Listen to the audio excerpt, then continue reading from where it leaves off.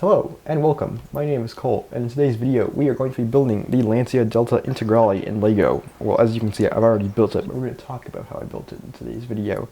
Now, if you'd like to build this model yourself, I have made digital instructions for it, which you can purchase from my website and Rebrickable, both linked in the description below. There's also a parts list, so you can check the price of the parts before you buy it. It is buildable in various colors, and I have made instructions for it in the blue that you see here, and also in yellow.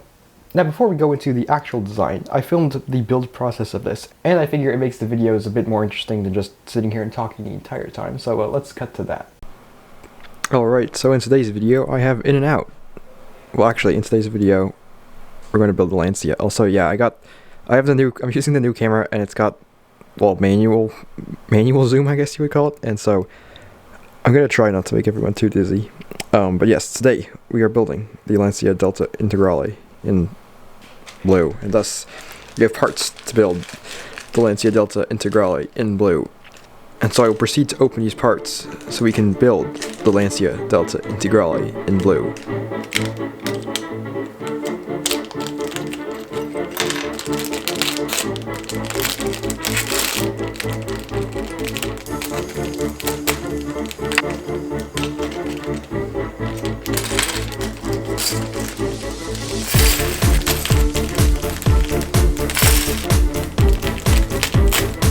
Alright, all the parts are unpacked, so I shall now attempt to build the finished design for the Integrale. There we go, we got our prototype instructions. That needs to be worked on. Now, there are a couple things that I know are going to be fixed, so I'll update you guys when I come to them. Alright, so it is now later, and the Integrale has been built. Now, fortunately, there are actually very few things that have to be fixed. The majority of it is complete or final, I suppose. So the major thing is around the back here. I'm very happy with the way it turned out, and as you'll notice, there are quite a few parts here that don't exist in medium azure, so they're either in, I think, bright light blue, as you can see this bracket is down here, light bluish gray, as this plate is here, and there's a little bit of dark azure as well. So the main thing that has to be fixed is that this rear window is not connected at all, which I planned on fixing it in real life, because when I designed this in studio, I couldn't find any good way of connecting it, and so I figured that I would figure it out now. The second thing is, if we flip this around here, is the hood. Now, in studio, I was worried that this hood would look weird with so many 1x6 tiles, because there is no 2x6 tile in medium azure, and it would have to be a 1 or 2x6 tile, as otherwise it would collide with the studs in the top of the fender here, or the mechanism. Or under here, you might be able to get away with a shorter tile, but I just went with the 1x6s anyway. So I was worried that it would have a bit too many lines. It doesn't look great, but I think you can get away with it. It'll work fine. The other issues with it, though, is that it's a little bit too far back right here. And besides, well, the top of it is rather fragile due to a lot of these being only connected in one place. The whole connection, which actually, let's just open this up so that way I can work on it. Roof comes off rather nicely. You get the tan interior, which I love the contrast with the blue. That whole hood connection is basically, it's this really weird offset robot arms connected to this modified plate, which connects to this bracket in front of the passenger seat. This is not a very good connection, and besides being very hard to line up, it's also rather weak and can easily be broken off, so I'm going to redo this connection, and then I will update you guys. Alright, so I've solved the hinge problem. It's quite simple, honestly. It's just literally this. Or at least the old hinge is being replaced with this, which my camera, there you go. And so we are going to fix this, and yeah, that wasn't very interesting, but I figured you guys might be interested to know how it was fixed. Alright, so we are back. I did eventually fix the rear window, I just didn't explain it in that portion of the video. I'll explain it when we get to that part in the design of the actual model. Now, for today's video, I actually have a script, or a very rough script at that, because when I record a video, it's actually usually super like jagged, and I have to really edit it together to make it seem coherent. And I would like it to become much more coherent for both like video purposes, just ease of editing, and also talking purposes, because I would like to get used to talking in complete sentences as opposed to stopping and starting in between. I'm not sure if that's something, I don't think that's something I really do, but I figure I would like to get used to that, and so I have a script, which should help with that. It's not a very large issue. I assume most people make their videos like that, but I would like to try and improve it, so there's some behind the scenes, I suppose. Now, before we go into the design, let's talk about the real car a little bit. So the Lancia Delta Integrale, obviously the 80s turbo rally version, I guess. I think the Delta was like a normal car, and then you had the Integrale and other versions which were rally oriented besides the actual rally cars. I'm not an expert on it. I just know it is a really cool car, and so I'm very excited to have finally built it. Now, the particular Integrale I have built is based off of Tyler the Creator's Lancia Delta Integrale. If you know who Tyler the Creator is, you will probably know about his car collection, which consists of a quite varied selection of cars, many being from the 80s and being kind of rally focused, at least the two Delta Integrales and the Fiat 131 Abarth. Now, of those two Integrales, one is this beautiful light blue color, which I assume is a wrap because I have never seen another one anywhere on the internet in this same color, so I'm assuming it's a wrap, but who knows, maybe it's a rare color. And so I've decided to build that one because it's kind of become a bit iconic. There's a big thing on car Instagram now where they are repost pages that just will find pictures from popular Instagram pages and repost them themselves. While some of these repost pages are quite popular, they will often all end up posting the same pictures, and it's become quite a large trend to see a lot of Tyler the Creator and other musicians kind of cool aesthetic cars on these pages very frequently, to the point where it's almost become a meme.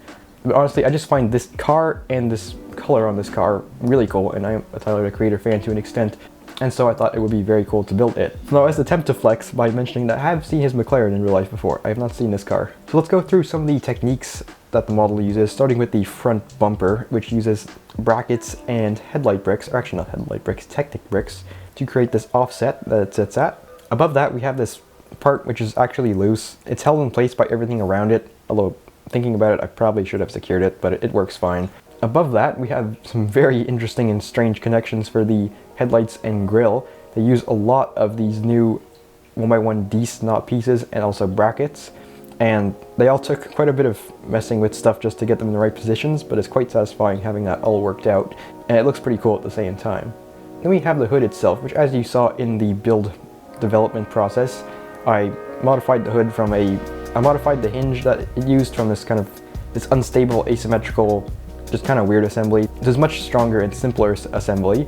And while this hood assembly is not perfect, I still am quite happy with it, as it captures the two slopes of the hood, the ones above the fenders and the one in the center.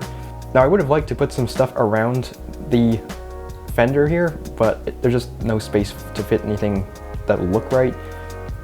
I also would have liked to put some sort of intakes or vents in the center, but again, there's no space underneath for any plates, so it's impossible to connect anything. There's a lot of 1x6 tiles here, which, although they don't look horrible, it would be nice if LEGO made 2x6 tiles in medium azure, so that way it would look a little bit cleaner. So if those ever come out, I'll definitely be replacing them. If you build this in yellow or red or white or some other color, 2x6 tiles definitely exist in those colors, and so it'll look fairly cleaner.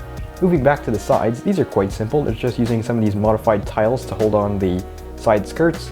Above that, we're using just some brackets to hold on these tiles and slopes. Above that, some stacked plates and tiles with some roller skates to form the door handles. On the interior, we have a very nice tan interior, which looks so nice with the blue exterior. The seats do not fit minifigures, but with some modification, they could be easily modified to fit minifigures. We have the center console, the steering wheel, the gear shift, the glove box, all that kind of normal LEGO car interior stuff. There's a rear seat that's kind of a bench seat like the real car. Well, the real car is not necessarily a bench seat, but either way, it looks like that. And it's here in the LEGO model. Moving around to the rear, at the bottom, we have this rear bumper, which is connected upside down with the 1x1 round tiles with bar and clip pieces, or clip plates, I suppose. Above that, we have this really fun kind of sideways building that's going around in various directions to get the taillights in place. This was one of the more fun parts to come up with on this model. And then we have this central kind of thing, I don't know what to call it, that fits in there and really just lines up very nicely with everything else. And once that's covered up, the rear window is attached with robot arms. As you can see here, I only got one in place on this model, but when you build it yourself, there should be two. Although you could build it in one, I guess, if you only happen to have one robot arm around like I do. The C-pillars are basically just wedge plates, tiles on top, and one of the D-snot pieces behind it. There were several variations of this C-pillar. Originally, I had an angled wedge plate, and then that didn't look right, so I switched to some cheese slopes, and that just looked kind of jagged and overly chunky. And so I finally came up with this design, which I think looks pretty good. Then we have the cool, like almost vertical Integrale roof spoiler, which to me is a bit of an iconic part of the car. Originally, I had this cool design with tiles that used brackets to connect to the rear window, but there was no good way of attaching the roof to this without it colliding. And so thanks to Huber in the LEGO car building Discord, who suggested using panels, I was able to come up with this design, which sits on top of these 1x1 round plates with the bar underneath, so that way it can sit slid backwards slightly and sits flush with the roof and the wedge plates very satisfyingly. So this may be my favorite assembly on the whole car. Then the roof itself is 7 studs wide. It attaches to the car via a stack of transparent bricks in the center console. The front windshield is very simply just bar pieces, and it is light bluish gray. A lot of parts in this car are light bluish gray or different shades of blue because all those parts do not exist in medium azure. And in my opinion, it's close enough, and just the rest of the medium azure is such a cool color, it kind of makes up for it. Although obviously if you build this in something like red or white, I'm pretty sure it'll be entirely buildable in one color. And that is basically it for this video, but first a message, I guess. Have you ever wanted to build LEGO Speed Champions cars that are unlike sets, but you have not had the parts to build them? Then you should check out the Bricks, Blocks, and Blocks website. Yes, I realize what this is. This is basically an ad for Bricks, Blocks, and Blocks inside a Brick Engineering Dude video. Now, basically, if you're not familiar with Bricks, Blocks, and Blocks, he does basically the exact same thing that I do, builds cars out of LEGO. He has a sick YouTube channel, a sick Instagram page, and a sick website.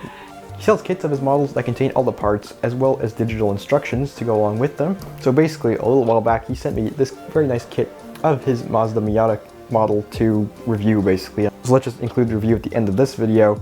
And so the review is pretty positive. There's not much wrong with it. It's a good LEGO model. That's all there is to say about it. I'll link to them down below. I was not paid to say any of this. I was sent the model for free, but all the opinions are my own. I guess that's what people say when they do YouTube reviews, right? I don't know. I'm not the review guy. All that to say, I recommend the kits if you are interested. I'll link them down below if you want to check them out. And that concludes this LEGO car building video crossover episode. And so that is pretty much it for today's video. I really hope you guys enjoyed it.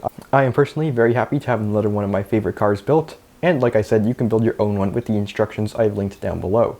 So that is it for now. Thank you so much for watching. And I hope that wherever you are in time, that you're either having a good time or that this video made your time slightly better. That was better than the old intro, but it sounds a bit too philosophical or something.